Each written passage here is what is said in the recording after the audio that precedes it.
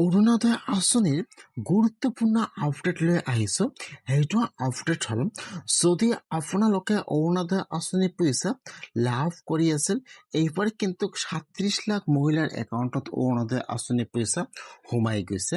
যদি আপোনালোকে আপোনাৰ বেংকৰ একাউণ্টটো চেক কৰিছে আৰু আপোনালোকৰ একাউণ্টত এতিয়াও অৰুণোদয় আঁচনিৰ পইচা সোমোৱা নাই, এতিয়া আপোনালোকে কেনেকুৱাকৈ চেক কৰিব যে আপোনালোকৰ একাউণ্টত অৰুণোদয় আঁচনিৰ পইচা সোমাইছে নে সোমোৱা নাই? এতিয়া কিন্তু আপোনালোকে আপোনাৰ নিজৰ মোবাইলৰ পৰা চেক কৰিব পাৰিব যে আপোনালোকৰ কোনটো একাউণ্টত অৰুণোদয় আঁচনিৰ পইচা সোমাইছে। কেনেকুৱাকৈ আপোনালোকে আপোনাৰ নিজৰ মোবাইলৰ পৰা চেক কৰিব? যদি আপোনালোকৰ 2টা বা 3টা বেংকৰ একাউণ্ট আছে, তেনেহ'লে কিন্তু এতিয়া আপোনালোকে সেইটো বস্তু চেক কৰিব লাগিব যে আপোনালোকৰ কোনটো বেংকৰ একাউণ্টত অৰুণোদয় আঁচনিৰ পইচা সোমাইছে নে সোমোৱা নাই। এতিয়া কিন্তু আপোনালোকে অতি সহজে জানিব পাৰিব যে আপোনালোকৰ বেংকৰ একাউণ্টটো ডিবিটি লিংক আছে নে নাই, আৰু আপোনালোকৰ কোনটো বেংকৰ একাউণ্ট ডিবিটি লিংক আছে, আপোনাৰ কিন্তু সেইটো বেংকৰ একাউণ্টত অৰুণোদয় আঁচনিৰ পইচা সোমাই যাব। সেইকাৰণে আপোনালোকে ফাৰ্ষ্ট চাব লাগিব যে আপোনালোকৰ বেংকৰ একাউণ্টৰ সৈতে ডিবিটি লিংক ভেৰিফাই আছে নে নাই। যদি নাই, তেনেহ'লে কিন্তু আপোনালোকে ডিবিটি লিংক কৰিব লাগিব, নহ'লে কিন্তু আপোনালোকে অৰুণোদয় আঁচনিৰ পইচা লাভ নকৰিব। সেইকাৰণে আপোনালোকে যদি এতিয়ালৈকে অৰুণোদয় আঁচনিৰ পইচা লাভ কৰা নাই আৰু আপোনালোকৰ 2টা বা 3টা বেংকৰ একাউণ্ট আছে, আপোনালোকে ফাৰ্ষ্ট চেক কৰক যে আপোনালোকৰ কোনটো বেংকৰ একাউণ্ট এক্টিভ হৈ আছে। আপোনাৰ কিন্তু সেইটো বেংকৰ একাউণ্টত অৰুণোদয় আঁচনিৰ পইচা সোমাই যাব। কেনেকৈ চেক কৰিব চাই লওক। এতিয়া আপোনালোকে ফাৰ্ষ্ট আধাৰ কাৰ্ডৰ অফিচিয়েল ৱেবছাইটত আহিব লাগিব। আপোনালোকে আধাৰ কাৰ্ড লিখি চাৰ্চ কৰি দিব। এতিয়া কিন্তু আপোনালোকৰ ওচৰত অফিচিয়েল ৱেবছাইটটো অপেন হৈ যাব।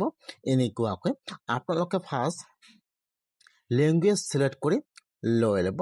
আপোনালোকে ফাৰ্ষ্ট আধাৰ কাৰ্ডৰ অফিচিয়েল ৱেবছাইটত আহি যাব, লেংগুৱেজ চিলেক্ট কৰি লৈ ল'ব। মই কিন্তু আপোনাৰ সুবিধাৰ কাৰণে আধাৰ কাৰ্ডৰ লিংকটো মোৰ ডিছক্ৰিপশ্যনত দি দিছোঁ।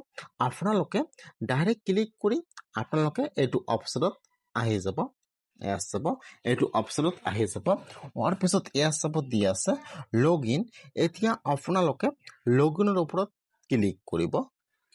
যেতিয়া আপোনালোকে লগ ইনৰ ওপৰত ক্লিক কৰিব, এতিয়া কিন্তু আপোনালোকৰ ওচৰত আৰু এটা পেজ আহি যাব এনেকুৱাকৈ। এতিয়া ইয়াত আহি যাব আধাৰ কাৰ্ড নম্বৰ, কেপচা আৰু চেণ্ড OTP। এতিয়া আপোনালোকে ফাৰ্ষ্ট লগ ইনত ক্লিক কৰিব। তাৰপিছত ইয়াত যিটো আপোনালোকৰ আধাৰ কাৰ্ড নম্বৰ আছে, ইয়াত চাব দি আছে ইণ্টাৰ আধাৰ কাৰ্ড নম্বৰ।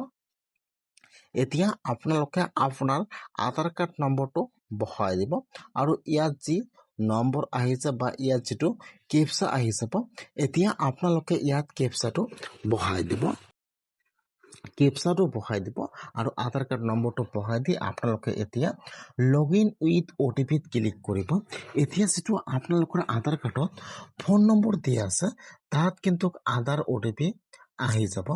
এতিয়া আপোনালোকে ইয়াত আধাৰ OTPটো বহাই দিব। ইয়াত চাব 6 ডিজিট OTP কিন্তু আহি যাব আধাৰ কাৰ্ডৰ। এতিয়া আপোনালোকে ইয়াত OTPটো বহাই দিব। OTPটো বহাই দি আপোনালোকে এতিয়া লগ ইনৰ ওপৰত ক্লিক কৰিব। যেতিয়া আপোনালোকে OTPটো বহাই দি লগ ইনৰ ওপৰত ক্লিক কৰিব, এতিয়া কিন্তু আধাৰ কাৰ্ডৰ হোম পেজটো অপেন হৈ যাব বা আপোনাৰ কিন্তু ইয়াত প্ৰফাইলটো অপেন হৈ যাব এনেকুৱাকৈ।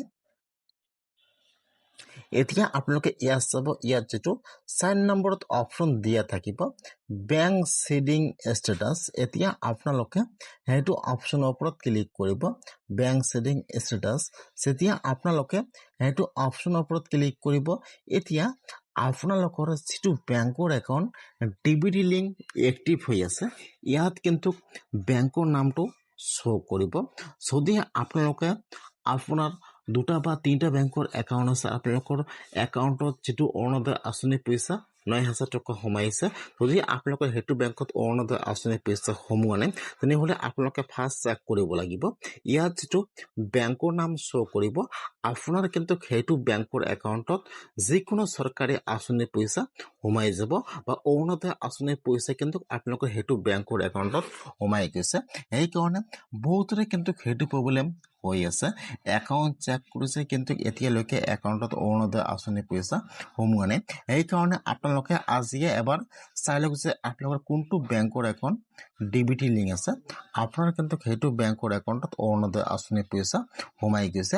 আপোনালোকে আপোনাৰ সেইটো বেংকৰ একাউণ্ট চেক কৰিব আপোনাৰ কিন্তু সেইটো বেংকৰ একাউণ্টত অৰুণোদয় আঁচনিৰ পইচা সোমাই গৈছে।